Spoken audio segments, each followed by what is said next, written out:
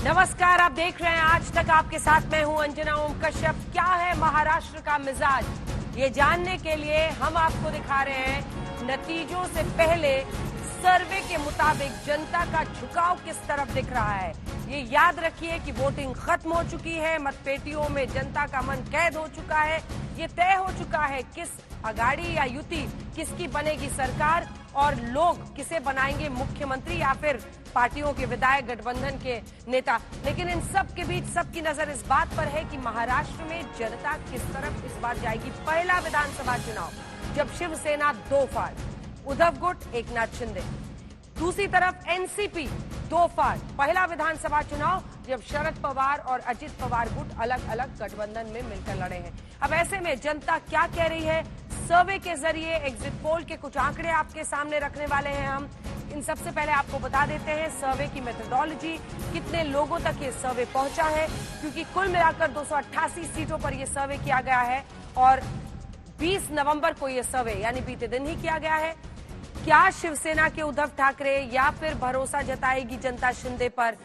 54,555 यानी झारखंड से कहीं ज्यादा सर्वे का सैंपल साइज यहां पर है।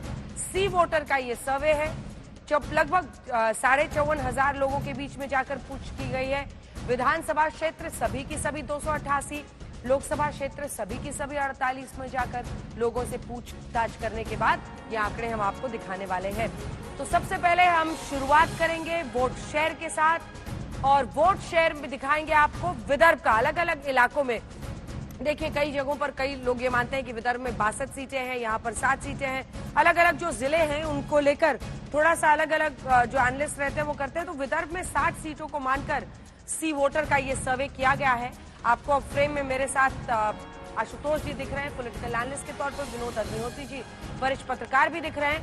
लेकिन आइए अब आपके सामने रखते हैं आंकड़े और सबसे पहले विदर्भ का आंकड़ा आ रहा है हेलीकॉप्टर शॉट मारते हुए। ये देखिए महायुति को 41% और महाविकास अघाड़ी को 40% वोटों के हिसाब से। लेकिन कुछ नहीं कहा जा सकता। हरियाणा में आपने देखा, अब तो कई राज्यों में ऐसा होता है वोट परसेंटेज किसी को ज्यादा है, सीटें किसी और को ज्यादा आ जाती हैं। तो ये देखिए महायुति को 41 और 40% महाविकास अघाड़ी को। ये पूरा इलाका, क्योंकि नागपुर इसी में है, इसी विदर्भ क्षेत्र में जहां पर संघ का मुख्यालय है। नितिन गडकरी, देवेंद्र फडणवीस यहीं से आते हैं। नाना पटोले जो कि कांग्रेस पार्टी के अध्यक्ष हैं वो भी यहीं से आते हैं। ओबीसी बाहुल्य ये इलाका है, दलित मुस्लिम कुनबी का गठजोड़ यहाँ पर कई लोग मान रहे हैं। डीएमके इस बार बना है। बीजेपी कांग्रेस के बीच में इस इलाके में सीधी टक्कर मानी जाती है विदर्भ के इलाके में, और इसीलिए दोनों गठबंधन की तरफ से, युति की तरफ से सबसे ज्यादा बीजेपी और कांग्रेस सबसे ज्यादा सीटों पर लड़ी है महाविकास अघाड़ी की तरफ से। तो ये हमने आपको अपने हेलीकॉप्टर शॉट में बता दिया। अब जैसे ही ये सीटों में बदलता है तो आइए आपको दिखा देते हैं कि सीटें किसकी कितनी आ रही हैं। 60 में से ये देखिए 23 सीटें महाविकास अघाड़ी की और 18 सीटें ही यहाँ पर आ रही हैं। एकनाथ शिंदे को इस तरफ हम लोगों ने खड़ा किया है जिसमें आप देख रहे हैं महायुति में, और 18 सीटें यहाँ पर। तो एक आप कह सकते हैं पिछली बार इसी इलाके में 29 सीटें आई थी बीजेपी की, तो बहुत बड़ा लगभग 11 सीटों की गिरावट दिख रही है महायुति की। वहीं पर अगर आप महाविकास अघाड़ी को देखेंगे, बल्कि उससे ज्यादा ही कहना होगा, क्योंकि तब अगर आप देखिए तो शिवसेना की 4 आई थी और 29 उनको, और इधर दूसरी तरफ आप देखिए 15 सीटें तब भी कांग्रेस पार्टी लाई थी और एनसीपी की आई थी 6। तो यहाँ पर मामला 18 और 23 का है। अब आप पूछेंगे कि अगर 60 सीटें हैं तो आप इतने कम सीटों का ही आंकड़ा क्यों दिखा रहे हैं, आप सिर्फ 41 सीट्स का ही क्यों दिखा रहे हैं? क्योंकि टू टफ टू प्रिडिक्ट, ऐसी एक पूरी फहरिस्त है भाई 60 सीटों की, 61 सीटों की, जिस पर कांटे की टक्कर ऐसी है जिनको प्रिडिक्ट करना पॉसिबल नहीं हो पाया है। इसीलिए इलाके में जितनी सीटें हैं उससे कम का प्रोडिक्शन हम आपको, मतलब उससे कम के नंबर्स बताएंगे। इंडिया को मिल सकती है 23 सीटें सी वोटर के हिसाब से, और एनडीए के खाते में आ सकती है 18 सीटें। अन्य को मिल सकती है 3 सीट। और अब मराठवाड़ा में आपको लिए चलते हैं। मराठवाड़ा में अगर आप देखेंगे तो यहाँ पर इस सर्वे में 47 सीटें रखी गई हैं। ये देखिए मराठवाड़ा में जब ये हेलीकॉप्टर शॉट चलता है तो मराठवाड़ा के 8 जिले की 45 सीटों पर वोट परसेंटेज 37 है महायुति के लिए और 42 है महाविकास अघाड़ी आगे चलता हुआ दिखाई दे रहा है। और महाविकास अघाड़ी यहाँ पर 42% वोट्स के साथ है, महायुति 37% के साथ है। इस पूरे इलाके को आप देखेंगे तो मराठा आरक्षण सबसे बड़ा मुद्दा। मनोज जारांगे पाटिल ने भूख हड़ताल की थी। 33% मराठा है महाराष्ट्र में, वो आरक्षण की मांग कर रहे हैं। आखिरकार उन्हें किसी तरह से समझाया था एकनाथ शिंदे ने, भूख हड़ताल तो उन्होंने तोड़ दी, लेकिन मराठा इस बात पर अड़े हुए हैं कि जो 27% ओबीसी आरक्षण है उसमें कुणबी को मिलता है मराठा में से, तो बाकी मराठाओं को भी उसी 27 ओबीसी में आप शामिल कीजिए, क्योंकि जैसे ही अलग से आरक्षण दिया जाता है तो वो कोर्ट में जाके मामला अटक जाता है 50% के डेडलॉक पर। और ये देखिए सीट आपके सामने आ गए, यहाँ पर भी बाजी मारती हुई मराठवाड़ा में महाविकास आघाड़ी 20 सीटों पर और वहीं पर महायुति 14 पर। अकेले अपने दम पर पिछली बार 2019 में 16 सीटें तो सिर्फ बीजेपी यहां लाई थी, 16 सीटें। इसी के साथ शिवसेना लाई थी 12 सीटें। कांग्रेस का प्रदर्शन अच्छा नहीं रहा था, 8 एनसीपी और उनकी थी, उनसे कहीं बेहतर प्रदर्शन बीजेपी और शिवसेना का था। लेकिन इस बार मामला कैसे पलट गया है देखिए महाविकास आघाड़ी। अब आप फिर से पूछेंगे कि सीटें 47, आप बता रहे हैं 34 का, तो यहां से भी निकाल दीजिए कुछ सीटें, क्योंकि सी वोटर का ये कहना है कि 61 सीटें ऐसी हैं जहां पर हम नहीं बता सकते हैं कि कौन आगे है, कांटे की टक्कर है वहां पर। दिलचस्प है। चलिए अगले इलाके में भी हम जाएंगे। हम बड़ी खबर इस वक्त की आपको बता दें, अभी तक के आप नंबर्स को देखेंगे तो महाराष्ट्र चुनाव पर सी वोटर का ये एग्जिट पोल मराठवाड़ा में महाविकास आघाड़ी को आगे बढ़त के संकेत साफ दे रहा है। महाविकास आघाड़ी को ज्यादा सीटें आती हुई दिख रही हैं। एनडीए के खाते में 14 सीटें और 20 सीटें इंडिया गठबंधन को यानी महाविकास आघाड़ी को। मामला 6 सीटों के गैप का है और महाविकास आघाड़ी अच्छा करती हुई दिखाई दे रही है। अब चलिए जो खास मेहमान हमारे साथ बने हुए हैं उनके साथ जल्दी से इस पर चर्चा कर लेते हैं। अब विनोद जी, आपको भी ऐसा ही लग रहा था? हम माने कई लोग ये मान रहे थे कि जो मराठवाड़ा में मराठा आरक्षण का मुद्दा है वो उनको भारी पड़ सकता है, और इसी के साथ विदर्भ के इलाके में जो सोया और कपास के खेती वाले किसान हैं वो प्रॉब्लम आ सकती है। प्रेम शुक्ला जी भी हमारे साथ जुड़ गए हैं और मनीषा कांडे जी हमारे साथ जुड़ रही हैं, शिवसेना का वो पक्ष रखेंगी। अतुल लोंढे पाटिल साहब कांग्रेस पार्टी के प्रवक्ता हमारे साथ जुड़ गए, आनंद दुबे जी उद्धव ठाकरे गुट के जुड़ गए। जल्दी से विनोद जी आपका और फिर आशुतोष जी का कमेंट, फिर नेताओं के। देखिए अंजना जी, नतीजे क्या होंगे 23 तारीख को पता लगेगा, लेकिन विदर्भ में कांग्रेस काफी समय से मजबूत स्थिति में रही है हमेशा, और बीजेपी के प्रसार से पहले भी कांग्रेस मजबूत रही है वहां पर। तो विदर्भ और मराठवाड़ा में मराठा कंसोलिडेशन का जो मुद्दा है, क्योंकि शरद पवार का जो सारा प्रभाव है बारामती और पूरे इलाके में, वो मराठवाड़ा में सबसे ज्यादा है। तो अगर मराठवाड़ा में मराठा कंसोलिडेशन हो गया है, दलित कंसोलिडेशन हो गया और मुस्लिम कंसोलिडेशन हो गया, तो ये स्थिति हो सकती है जो आप ये एग्जिट पोल दिखा रहे हैं। और विदर्भ में भी चूंकि कांग्रेस और बीजेपी के बीच में सीधा मुकाबला है, और ये बात जरूर है कि वहां नागपुर में आरएसएस का हेडक्वार्टर, लेकिन नागपुर में चैत्य भूमि भी है जहां बाबा साहब अम्बेडकर ने दीक्षा ली थी। तो महाराष्ट्र का जो दलित मूवमेंट है वो भी नागपुर से संचालित होता है और हिंदुत्व की प्रयोगशाला भी नागपुर से शुरू होती है। तो ये लड़ाई उनके बीच में भी है। आशुतोष जी आप इसको कैसे देख रहे हैं? मुझे लगता है कि अगर विदर्भ के इलाके में अगर कांग्रेस पार्टी आगे, इसका मतलब कांग्रेस के बारे में जो आशंका जताई जा रही थी कि शायद वो भारतीय जनता पार्टी के सामने बहुत अच्छा प्रदर्शन न कर पाए, तो वो एक अच्छा प्रदर्शन वहां करती हुई दिखाई पड़। लेकिन इसमें जो कैच है और वो ये है कि जो ऐसी सीटें जहां अनसर्टेन है, अब उसमें कौन अच्छा कर रहा, कौन नहीं अच्छा कर रहा, कौन निकल जाएगा, कहना थोड़ा सा मुश्किल है। 288 में से 61 ऐसी सीटें, बिल्कुल, और मैं कहता हूं 61 बहुत बड़ा वही तय करेंगी। प्रेम शुक्ला जी, अब ये संकेत साफ मिल रहे हैं विदर्भ, और अभी देखिए अपने दर्शकों को, नेताओं को भी ये बताते हुए वोटिंग खत्म हो गई है, ये वोटर्स को इन्फ्लुएंस करने के लिए नहीं किया जा रहा है। नंबर्स जो सर्वे किए गए हैं, एक दिन का टाइम लेकर, महाराष्ट्र बड़ा राज्य है, जो फीडबैक जनता से आ रहा है उसके आधार पर एक्सट्रापोलेशन करके ये सीट्स और वोटिंग परसेंटेज हम आपको दिखा रहे हैं। कोई इसमें दमखम नहीं है और दावेदारी नहीं है कि यही सही है यही गलत है। जो नंबर्स एक प्रोजेक्ट हो रहे हैं, रुझान दिख रहा है, वो हम आपको दिखा रहे हैं। ये बताते हुए शुक्ला जी, ये 2 इलाकों से आपके लिए अच्छी खबर आ रही है, और विदर्भ में तो 60 सीटें हैं, अगर वहां पर मामला फंसेगा तो मुश्किल हो जाएगी, नहीं? देखिए अंजना जी, हम जो है सी वोटर के अपने एग्जिट पोल के विज्ञान को प्रणाम करते हैं। आपके यहाँ जो 54,555 लोगों से ये सर्वे किया गया है, एवरेज एक सीट पर 189 लोगों से ये सर्वे किया गया है। भारतीय जनता पार्टी और महायुति के हमारे जो बूथ पर बैठे लोग हैं, अगर हम उनकी संख्या देखें तो इससे कई गुना ज्यादा है। और भारतीय जनता पार्टी के जो पन्ना प्रमुखों से लेकर बूथ प्रमुखों से लेकर जो हमारा नेटवर्क है, हमें उससे जो फीडबैक मिला है उसके अनुसार हम मराठवाड़ा और विदर्भ दोनों में महाविकास आघाड़ी की तुलना में ज्यादा सीटें जीतने में कामयाब होंगे। सी वोटर ने हमको मध्य प्रदेश में भी चुनाव हराने की जो है एग्जिट पोल उनके परिणाम थे, छत्तीसगढ़ में भी यही परिणाम थे, हरियाणा में भी यही परिणाम थे। उनका अपना तकनीक है, उनकी तकनीक को हम उसको चुनौती देने का कोई कारण नहीं है, वो अपनी तकनीक से अपनी चीजें रखते हैं।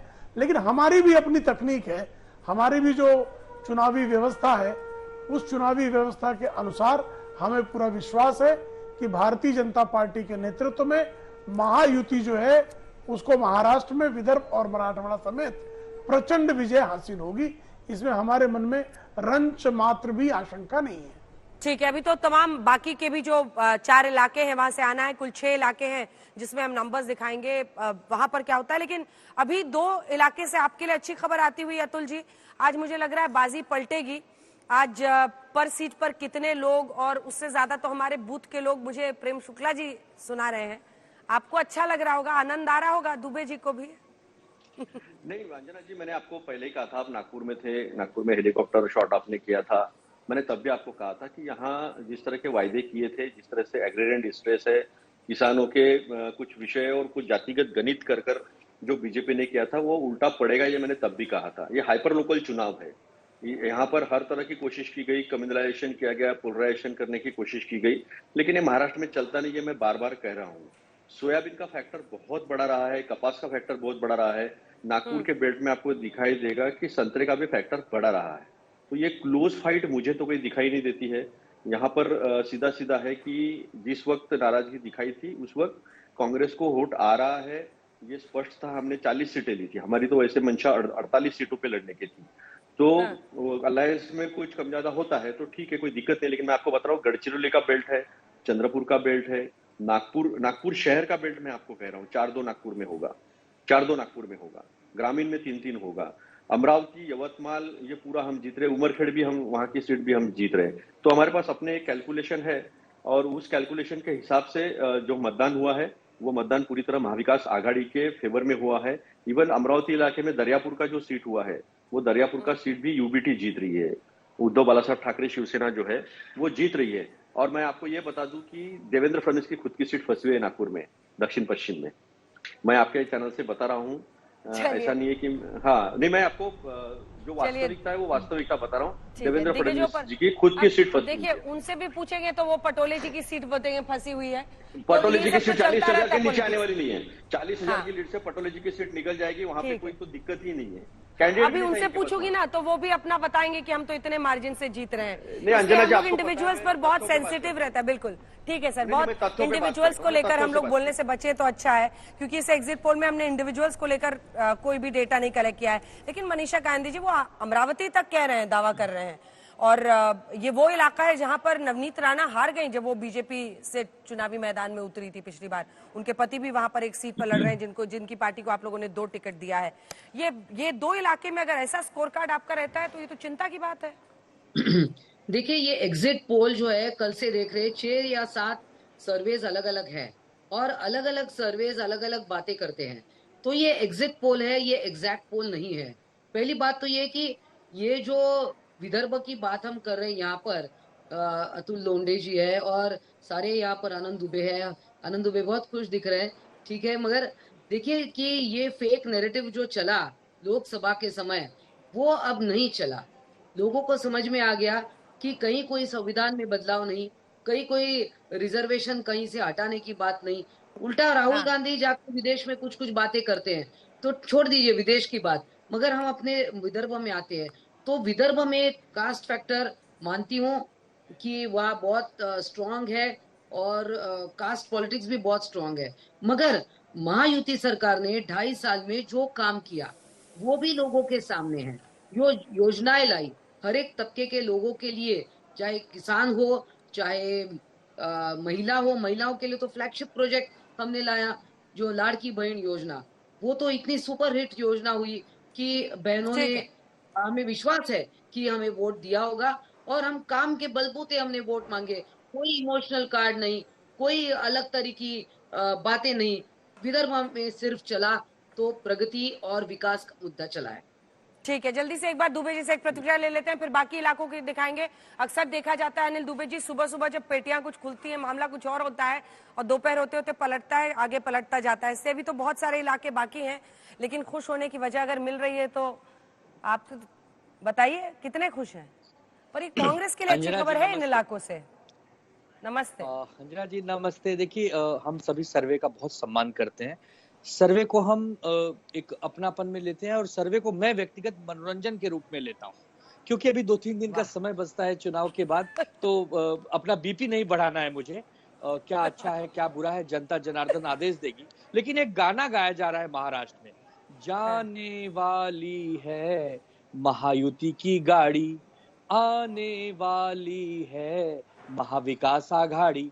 तो जो महाविकास आघाड़ी आने वाली है ना, यही सर्वे बता रहा है।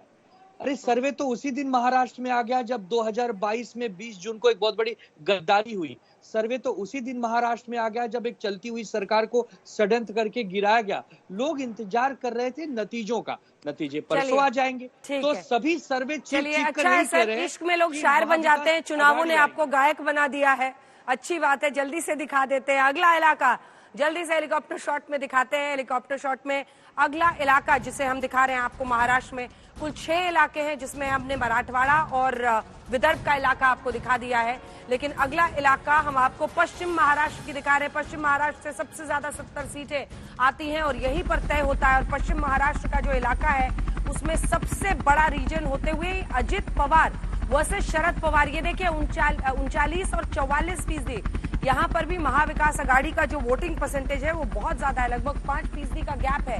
ये वो इलाका है जहां पर इसी में बारामती और ये तमाम इलाके आते हैं। शरद पवार और अजित पवार के बीच की लड़ाई यहाँ पर तय करेगी कि मामला क्या बनता है। पवार वर्सेस पवार में किसे मानते हैं लोग असली एनसीपी। कई लोग मिल रहे थे जो शरद पवार का नाम भी ले रहे थे, मुझे भी हेलीकॉप्टर शॉट में। तो आप उनकी पार्टी कौन सी है, सिंबल किसको आप वोट देंगे, क्या चिन्ह है, कहते थे घड़ी। तो कई तरह के मामले होने वाले हैं वहां पर, बहुत दिलचस्प ये मुकाबला होगा। जल्दी से आपको बताते हैं सीट में बदलते हुए यहाँ पर भी एक बार फिर बहुत बड़ा फासला हो रहा है। प्रेम शुक्ला जी, 25 सीटें महायुति को आती हुई दिखाई दे रही हैं, तो महाविकास आघाड़ी को 34। इन दोनों को जोड़ दीजिए तो होती है 59 का क्यों बता रहे हैं आउट ऑफ 70? वो इसलिए क्योंकि बाकी सीट पर टू टफ टू प्रिडिक्ट, कांटे की टक्कर, और वो टक्कर ऐसी कि प्रिडिक्शन करना ठीक नहीं रहेगा। इस पूरे इलाके में अगर आप देखें तो मराठा बहुल इलाका है, शुगर बेल्ट है पूरा। इन इलाकों से आप गुजरेंगे तो अलग अलग जगहों पर जो अगर सेंटर्स में शुगर के मिल हैं तो आसपास के गांव की रोजी रोटी होती है। करीब जाकर जब मैंने उनका इंटरव्यू किया 1 से 1.5 लाख वो कमाते हैं पूरे साल में और उसी पर उनका जीवन पूरा चलता है। 1 साल का उनकी कमाई है। ये देखिए अब हम आपको दिखा रहे हैं महाविकास आघाड़ी 39% है और 42% है। ये उत्तर महाराष्ट्र की 35 सीटें हैं। यहाँ पर बाजी देखिए आते ही मार ली है महायुति ने, 42% महायुति, महाविकास आघाड़ी 39%।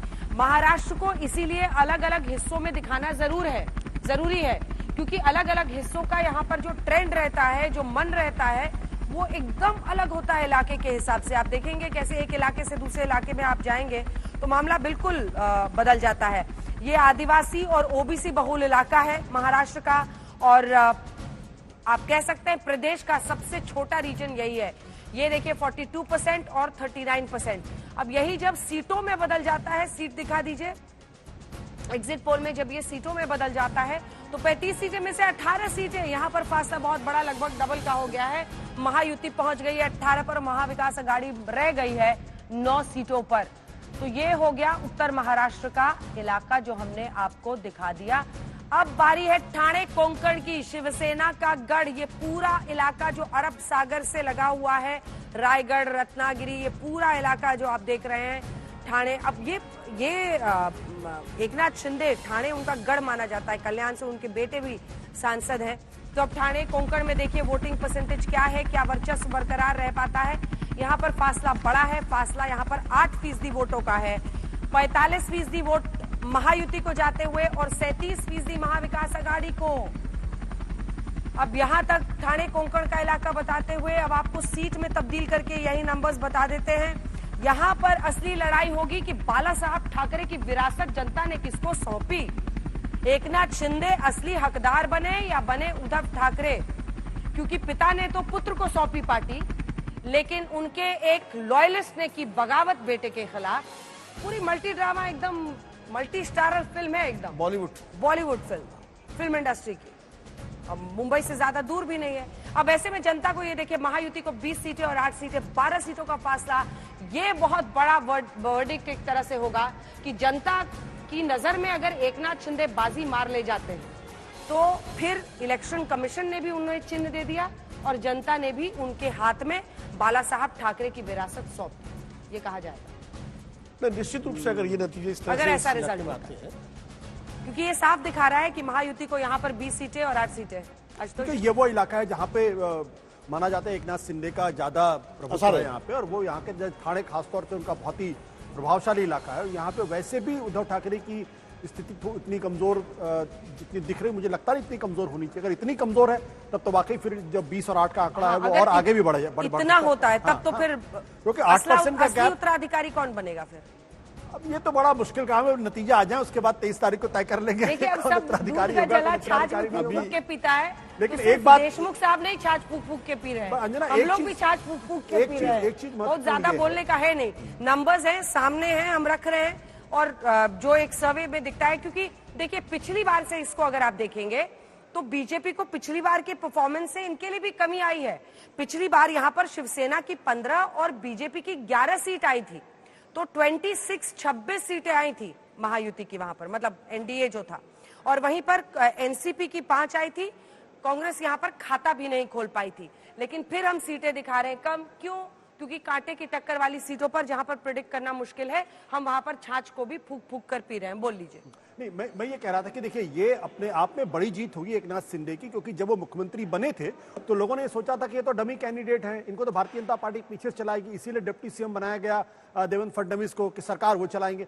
लेकिन अगर अपने इलाके में वो प्रभावित को प्रभुत्व बरकरार रखे हुए हैं और एक तरीके से उद्धव ठाकरे को पीछे किए हुए हैं, तो बहुत बड़ी उपलब्धि व्यक्तिगत तौर पर एकनाथ शिंदे जी के लिए और उनकी जो पार्टी है उसके लिए भी बड़ी उपलब्धि है। चलिए, और जितने भी लोग फील्ड में गए हैं, कई लोग जिनसे आप बात कीजिए वो सभी बता रहे हैं कि एकनाथ शिंदे की जो लोकप्रियता है उसमें काफी एक बढ़त बीते दिनों देखी गई। अब देखिए रिजल्ट के दिन ही होगा, छाछ को भी जब तक रिजल्ट नहीं आता है फूक फूक के हर कोई पीता हुआ आपको दिखाई देगा। अभी तक के नंबर्स का टोटल पूरा दिखा दीजिए और जल्दी से इसी पर एक चर्चा कर लेते हैं। प्रेम शुक्ला जी, देखिए मतलब इसको कहा जाता है कहीं खुशी कभी गम, क्योंकि मामला महाराष्ट्र का है, मुंबईया स्टाइल में बोला जाए फिल्मों के आधार पे, तो फिल्म इंडस्ट्री के एक फिल्म का नाम आपको कह देते हैं। कभी खुशी कभी गम वाला मामला दिख रहा है शुक्ला जी? नहीं, हमारे लिए खुशी ही खुशी है। और जहां अभी कोंकण की ठाणे सहित कोंकण की बात की गई, तो लोकसभा चुनाव को आप ध्यान दे लें। लोकसभा चुनाव में इसमें 6 सीटों में से आपको टोक रही हूँ, बस एक सेकंड दे दीजिए, हम टोटल टैली दिखा देंगे क्योंकि नंबर्स आ गए हैं मुंबई रीजन के भी, जल्दी से दिखा देते हैं। 49%, 49% यहाँ पर महायुति को जाता हुआ दिख रहा है, यानी मुंबई रीजन की। और मुंबई रीजन को भी कम मत आंकिए, यहाँ पर 36 सीटें हैं कुल। 37% यहाँ पर महाविकास आघाड़ी को जाता हुआ दिख रहा है, अन्य को 4, माफ कीजिए 14। जल्दी से अब आपको सीट्स दिखा देते हैं। बहुत बड़ा मार्जिन, 17 सीटें महायुति को जाती हुई दिख रही हैं और महाविकास आघाड़ी को 10, वहीं एक अन्य को जाती हुई दिखाई दे रही है। कांटे की टक्कर वाली सीटें हैं 8। तो ऐसे में कुल 61 सीटें ऐसी हैं जहां पर हम आपको नहीं बता सकते हैं कि कौन जीत रहा है। वहां पर कांटे की ऐसी टक्कर है, कई लोग मान रहे हैं कि ये चुनाव बहुत क्लोज कॉन्टेस्ट है और शायद वही इसमें भी रिफ्लेक्ट हो रहा है। अब जल्दी से आपको ओवरऑल डेटा दिखा देते हैं। तो ओवरऑल वोटिंग परसेंटेज में अगर आप देखेंगे तो वोटिंग परसेंटेज में 41% महायुति के लिए है और महाविकास आघाड़ी 40% है। 1% का फासला दिख रहा है। लगभग 55,000 के सैंपल में 1% का फासला। वहीं सीटों में अगर आप देखिए तो महायुति आगे है 112 सीटों के साथ और 104 सीटों पर महाविकास आघाड़ी है। अन्य को जाती हुई दिख रही हैं 11 सीटें और 61 सीटें ऐसी हैं जहां पर कांटे की टक्कर है। मतलब अगर इसमें से 30 सीट इधर गई, 30 सीट उधर गई तो मामला फंसेगा।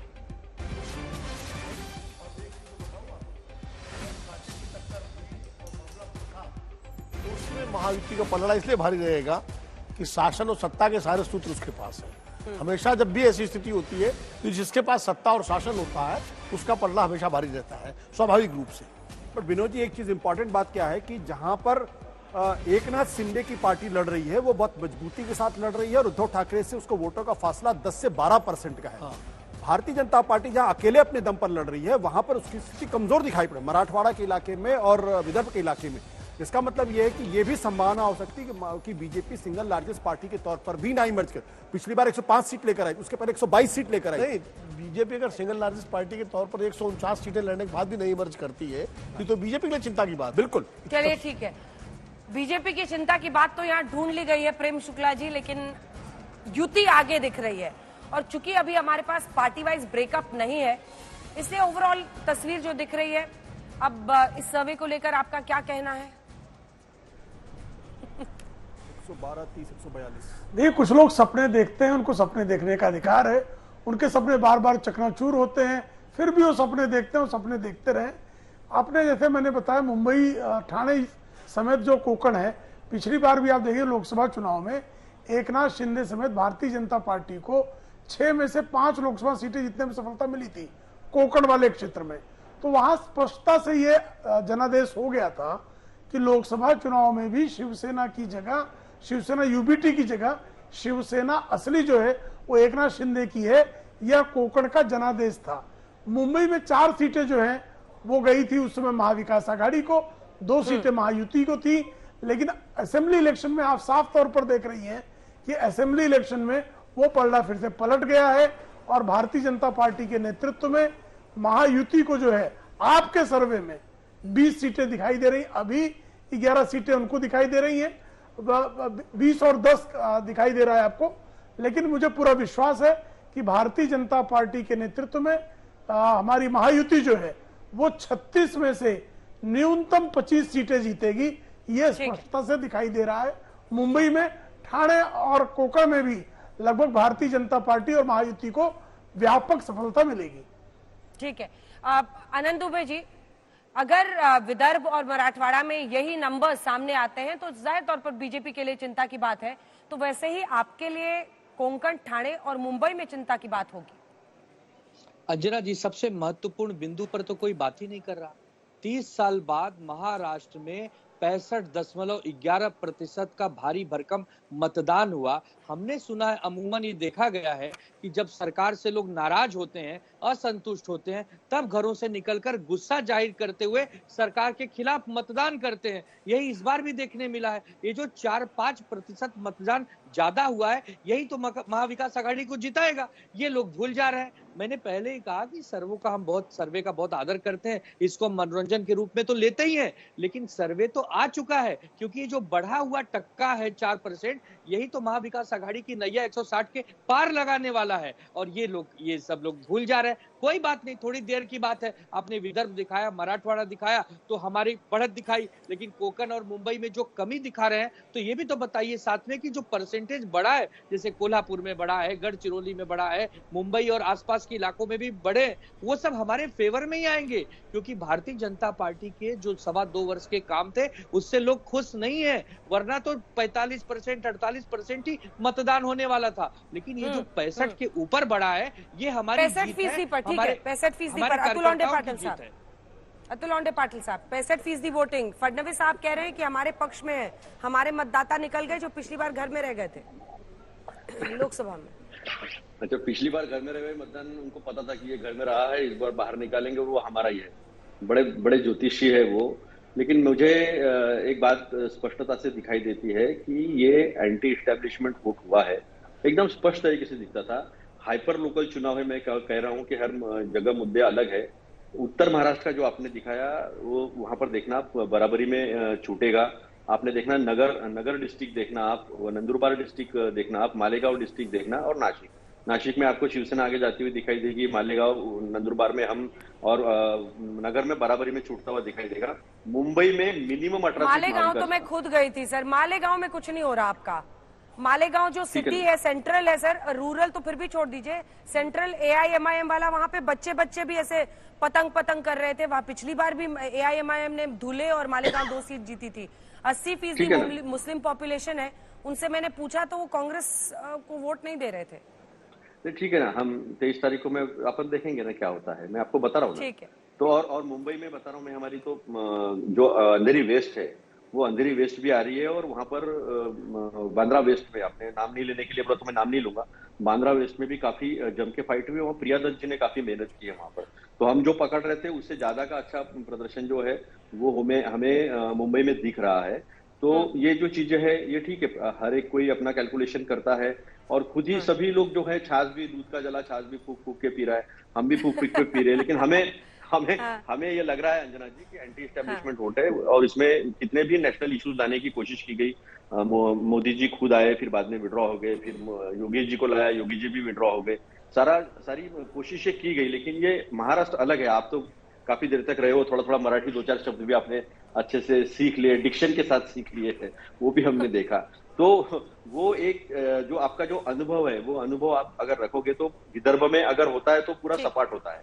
ऐसा नहीं है कि विदर्भ में कुछ कम ज्यादा होता है। वैसा ही मराठवाड़ा में जो हुआ है, मराठवाड़ा में सोयाबीन का इशू बहुत बड़ा रहा है।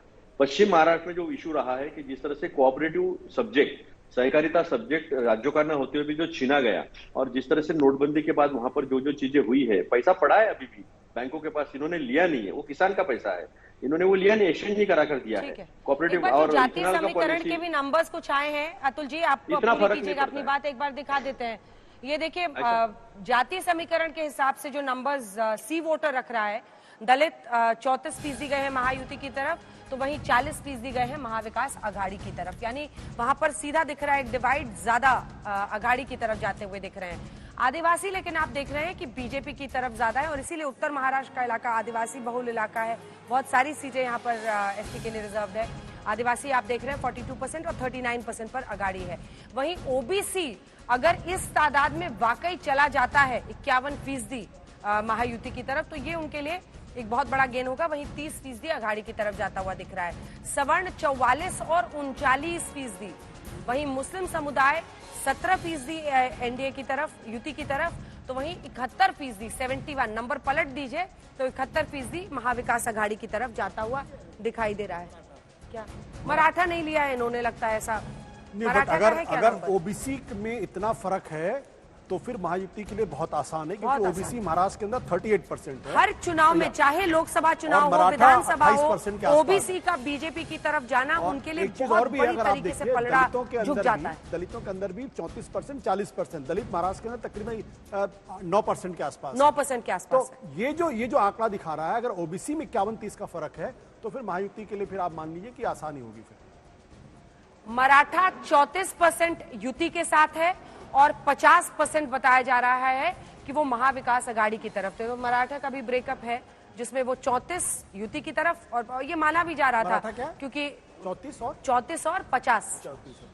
तब तो फिर तो ये देखिए माना जा रहा, मराठा आरक्षण बहुत बड़ा मुद्दा है उनका, ये कहना था। लेकिन पिछली बार लोकसभा में ये सबसे बड़ी वजह बना युति के खराब करने की, बहुत मराठवाड़ा के इलाके में, उत्तर महाराष्ट्र में कई जगहों पर। लेकिन इस बार जो मराठा हैं वो बाय एंड लार्ज, और देखिए खुद अगर आप देखें तो मराठा तो एकनाथ शिंदे भी हैं, नाना पटोले भी हैं, वो कुणबी मराठा हैं। तो ये तमाम नेताओं का जो मुझे लगता है कि इन्फ्लुएंस है, उसमें पटोले साहब भारी पड़ते हुए दिखाई दे रहे हैं, जिसमें मराठा ज्यादातर उनकी तरफ वोट करे। मराठा आरक्षण गले की फांस पिछली बार भी आपके लिए बना था शुक्ला जी। अभी नंबर्स पर एक्स्ट्रापोलेशन, छाछ पीजिए, फूक फूक के, स्ट्रॉ से पी लीजिए चाहे, लेकिन मतलब ऐसा लग रहा है कि मराठाओं की नाराजगी अभी भी बरकरार है। मराठा हमारे साथ हैं और मराठा हमारे साथ रहेंगे। मराठा उनके साथ क्यों जाएगा? 1980 से आरक्षण दे रहे थे, शरद पवार मुख्यमंत्री हो गए, शंकरराव चौहान मुख्यमंत्री हो गए, वसंत दादा पाटिल मुख्यमंत्री हो गए, शिवाजीराव पाटिल निलंगेकर मुख्यमंत्री हो गए, विलासराव देशमुख हो गए, अशोक चौहान, पृथ्वीराज चौहान, लेकिन कभी नहीं आरक्षण दे पाए।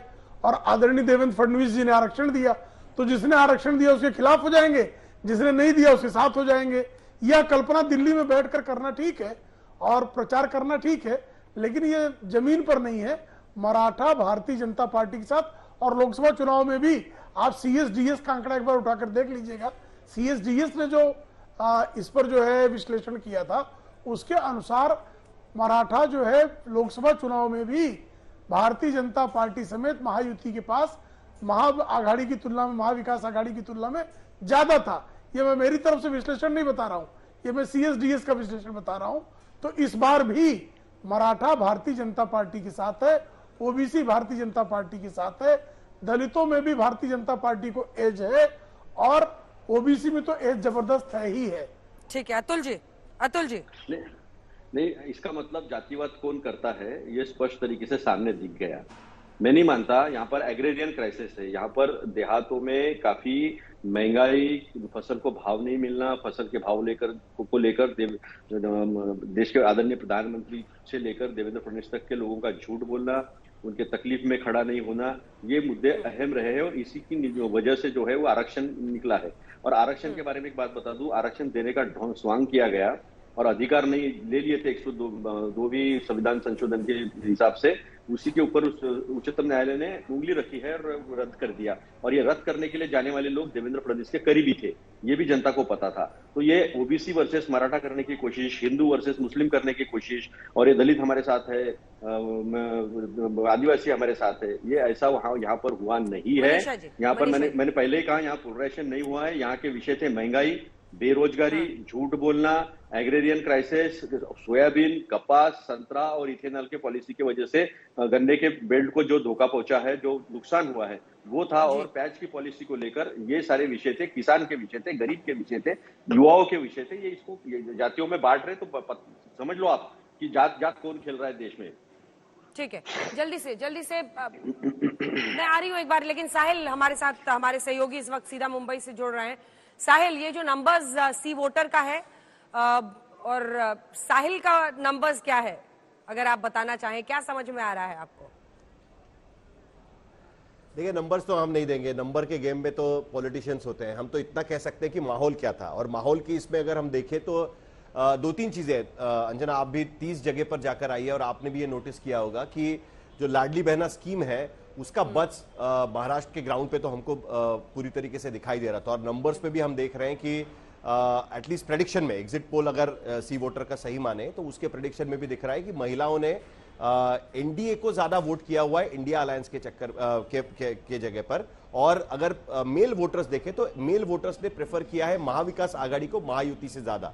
तो अब महिला महायुति को प्रेफर करते हुए दिख रही है सी वोटर का अगर सर्वे हम सही माने तो। और दूसरी तरफ जो पुरुष है उन्होंने महाविकास आघाड़ी को ज्यादा प्रेफर किया है अगर वोट परसेंटेज में देखें। अभी मेरे पास मुंबई का डेटा मैं अभी देख रहा था, जो वोट टोटल वोट्स का डेटा मैं अभी देख रहा था, उसमें कम से कम ये दिख रहा है कि मुंबई में खास करके, महाराष्ट्र का डेटा अभी आना बाकी है, मुंबई में पुरुषों का वोटिंग ये 50 लाख से ज्यादा हुआ है महिलाओं के कंपैरिजन में ऑलमोस्ट। अगर उस पे अगर हम नजर डालें तो उससे नजर आता है कि कई जगह पर मुंबई की लड़ाई कितनी नजदीकी हो सकती है अगर महिला वोटर ये बहुत इंपॉर्टेंट फैक्टर माने तो। दूसरी एक बात हम लोग इस एग्जिट पोल को देखकर ये कह सकते हैं, अगर एग्जिट पोल सही है तो जो लोकसभा का जो इंपैक्ट था वो कहीं ना कहीं कम हुआ है महाराष्ट्र में। अगर ये एग्जिट पोल के डेटा सही है तो वो इंपैक्ट कहीं ना कहीं कम हुआ है। इसीलिए हमको क्लोज कॉन्टेस्ट नजर आ रहा है। जिस तरीके से लोकसभा के समय पे कई जगह पे लोग अपने आप चीजें बोल रहे थे कई सारी चीजों को लेकर, या साइलेंट पूरी तरीके से नजर आ रहे थे, यहां पर कम से कम आज हम इस स्थिति पर बात कर रहे हैं कि भाई आखिरकार जीतेगा कौन, नंबर्स को लेकर क्या हो सकता है, क्या सीट्स क्लोज कॉन्टेस्ट होगी क्या। यानी कम से कम ये माहौल तैयार हो गया है कि भाई महाविकास आघाड़ी भी अगर जीतने की कोशिश कर रही है तो उनके लिए भी इतना आसान नहीं है।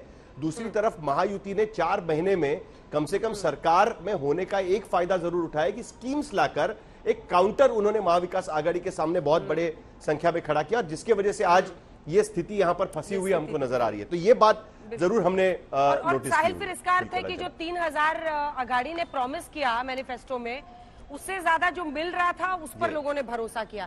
क्योंकि देखिए, वादे तो दोनों तरफ से होते हैं, फिर होता है कि अगर रेवड़ी मैदान में उतरती है दोनों तरफ से एक चीज तो आपको देखनी चाहिए कि जब ये पैसे दिए गए तब महाविकास आघाड़ी का यूनाइटेड रिस्पांस नहीं रहा। उसमें शुरुआत में कई लोगों ने कहा कि भाई इसमें तो राज्य की स्थिति बिगड़ जाएगी, ये स्कीम्स टिकेगी नहीं।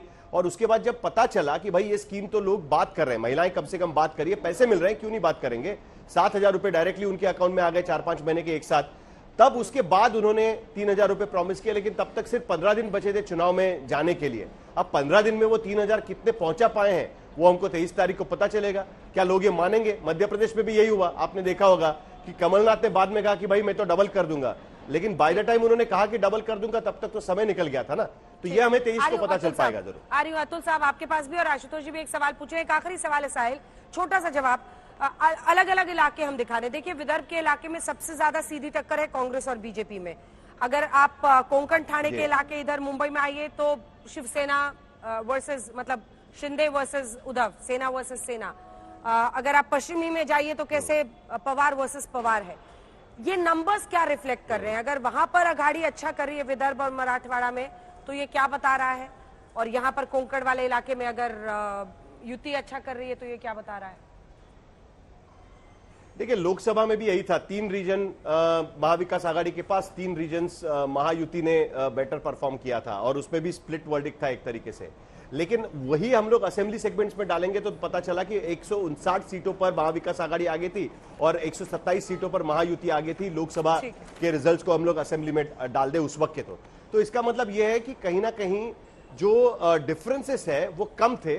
अगर एक भी रीजन महायुति ठीक कर ले तो वो महाविकास आघाड़ी के पास पहुंच जाएगी या उन्हें सरपास भी कर सकती है। बिल्कुल, जल्दी से आप मेरा सवाल है कि जब हम सीटों की तुलना करते हैं तो हमको दिखाई पड़ता है कि 30 और 18 का आंकड़ा दिखता है, लेकिन अगर वोट परसेंटेज देखें तो दोनों के बीच सिर्फ 0.16% का फर्क है, और जो असेंबली कॉन्स्टिट्यूएंसीज है उसमें रिफ्लेक्ट भी करता है कि उसमें उतना ज्यादा फर्क नहीं है। तो जो लोग ये कह रहे हैं कि लोकसभा के चुनाव में डिसाइसिव मैंडेट जो अघाड़ी को था वो वोट परसेंटेज में रिफ्लेक्ट नहीं करता, वोट परसेंट तो फोटो फिनिश एक तरीके से।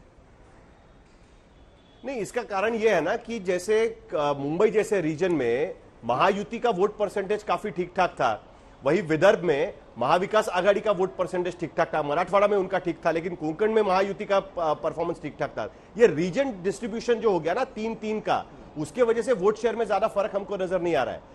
लेकिन वही सीट कन्वर्जन करने में महाविकास आघाड़ी वहां पर सक्सेसफुल हुई। इस बार अगर महायुति ने महिला वोटर को अपने पास कर लिया तो वही सीट कन्वर्जन हमको दूसरी तरफ भी दिखाई दे जा सकता है। इसके लिए चुनाव इंटरेस्टिंग बनते जा रहे हैं। मनीषा जी एक बार बोल रहे हैं, उसके बाद अतुल जी आ रही हूँ, सबके पास एक कमेंट के लिए आऊंगी। मनीषा जी, ऐसा लग रहा है कि लाड़की बहन योजना चल गया। बिल्कुल, लाड़की बहन योजना जो है वो बिल्कुल सुपर हिट हो गई है। एक तो पहले इस योजना जैसे ही आई इतनी बदनामी उस योजना की महिलाओं को घूसखोर कहा, महिलाओं को कहा कि इनको आप रिश्वत दे रहे हो, फिर कोर्ट में भी गए कांग्रेस के लोग, फिर कोर्ट में भी इनको फटकारा। तो महिला, देखिए ये रेवड़ी नहीं है अंजना, आई डिफर ऑन दिस पॉइंट। इसको रेवड़ी किसको कहते हैं कि जो जरूरतमंद नहीं उसको भी आप देते हो, ये जरूरतमंद महिलाओं को हमने दिया है। और जो महाविकास आघाड़ी कह रही थी 3,000 देंगे, जो हमारे 1,500 को इतना टूथ एंड नेल उन्होंने अपोज किया, इतनी गाली गलोच की, और बाद में वो खुद 3,000 दे रहे, तो दे loss the bus, they miss the bus. और ये लाड़की बहन योजना में बहुत ग्रामीण भागों में भी घूम के आई, इतना महिलाओं ने उसको सर पे लिया इस योजना को कि बेहतर खुश है। और ये जरूरतमंद है महिला, they need it. Atul ji, घर संसार चलाने के लिए 1,500 बहुत है। और ये इसीलिए इस काम के बलबूते हम कहेंगे कि महायुति की सरकार आने वाली है। देखिए, विदर्भ में और ऐसा साहिल का भी ये मानना है कि आप लोग शुरू में चूंकि इसके अगेंस्ट थे, और उसी समय खड़गे साहब की भी एक बाइट चल गई जो उन्होंने कर्नाटक में कहा कि जो वादा पूरा कर सको वही दो। हाँ, तो वादा जो पूरा कर सकते हैं वही हमने कहा है। और जो अभी जानना नहीं है मुझे, लेकिन महंगाई का विषय जो है वो महिलाओं में ज्यादा रहा है। 39 और 42% दिखा है, लेकिन 11% फिर अदर्स में कैसे चला गया।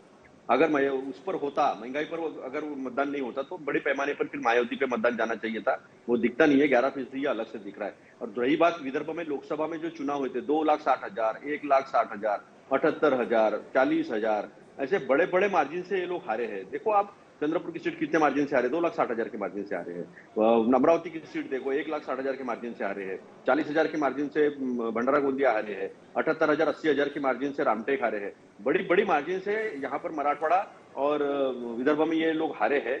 मैं आपको दावे से कहता महाविकास आघाड़ी 40+ विदर्भ में जा रही है और 30+ मराठवाड़ा में हम सीटें ले रहे हैं। आनंद दुबे जी, जल्दी से आपकी तरफ से कमेंट। देखिए, ये 2.5 साल उद्धव ठाकरे की सरकार वर्सेस शिंदे की सरकार भी है, जो भी वर्डिक्ट आएगा। अंजना जी, हमने कभी लाड़की बहन योजना का विरोध नहीं किया। हमने उसके पीछे जो इनका उद्देश्य था, जो चालबाजी या चतुराई थी, उसका विरोध किया। 2.25 साल पहले आप सरकार में आते हैं, बहुत कुछ काम करने के लिए आपके हाथ में था। जब आपने देखा कि आपके पैरों के नीचे से जमीन खिसक गई है और चुनाव किसी भी समय हो सकते हैं, तब आपने 4 महीना पहले योजना लाई, वो भी मध्य प्रदेश की कॉपी करके कि वहां लाभ हुआ था, तो आप यहाँ लाभ लेना चाहते हैं। तो हमारी माताएं बहनें सब समझती हैं, वक्त वो थोड़ा आपको कम है लाभ सर। नहीं लेने देंगे। विनोद जी देखिए, ये CSDS वाला सर्वे पे शुक्ला जी ठीक ही बता रहे थे। मराठा 39% गए थे पिछले चुनाव में साहिल इंडिया गठबंधन की तरफ, और 46% एनडीए को। ये CSDS के नंबर्स थे। 2 लाइन का कमेंट सर। नहीं, निश्चित रूप से जब CSDS सर्वे है तो उसको मैं कोई सवाल नहीं खड़ा करूंगा, लेकिन एक बात मैं कहूंगा अंजना जी कि भले ये कांग्रेस के प्रवक्ता और ये शिवसेना का आनंद दुबे न माने, लेकिन मैं भी पुणे और कुछ इलाकों में कुछ दिनों के लिए गया था, 1-2 दिन के लिए। लाड़की बहना योजना का असर तो था, बस दिखा आपको, दिखा था लोगों से बात करते हुए। 2 लाइन का कितना कमेंट असर है साहिल और ये प्रेम शुक्ला तो जी बचे 23 तारीख को पता चलेगा। जल्दी से दिखा दीजिए साहिल। हाँ, 2 लाइन। नहीं, देखिए मराठवाड़ा में इस बार जरांगे का फैक्टर जो है ना, जरांगे फैक्टर जो पिछली बार काफी चल गया था, वो थोड़ा धीमा पड़ गया। उन्होंने आगे पीछे बहुत काफी चीजें करने की कोशिश की, इसीलिए वो आंकने में थोड़ा सा कम पड़ रहे हैं। अब वो कैंडिडेट टू कैंडिडेट आपको लड़ना पड़ेगा, उसमें कौन सरस है वो ज्यादा इंपॉर्टेंट रहेगा। साहिल बहुत कंफ्यूजन था उस पूरे इलाके में। जब गए कई जगहों पर, भीड़ ऐसे जगहों पर, तो उनके आधे लोग कहते थे जो हमको लिख के देगा, वीडियो बनाएगा तब हम करेंगे। हम कहा अरे अब तो 3 दिन बाद वोटिंग है, तो कह रहे नहीं हमें बताया जाएगा, हम वहां वोट देंगे। तो एक कंफ्यूजन भी था। प्रेम शुक्ला जी सिर्फ 2 line sir. Bharatiya Janata party के नेतृत्व में महायुति की प्रचंड विजय निश्चित है। लोग जो है 23 नवंबर की दोपहर 12 बजे तक खुश रह सकते हैं। उसके बाद ईवीएम को और निर्वाचन आयोग को दोष देने के लिए मुक्त है। 23 को सबसे तेज और सटीक नतीजे आप देखेंगे। आज तक पर आप सभी का बहुत धन्यवाद हमारे साथ जुड़ने के लिए। देश दुनिया की बाकी खबरों के लिए देखते रहिए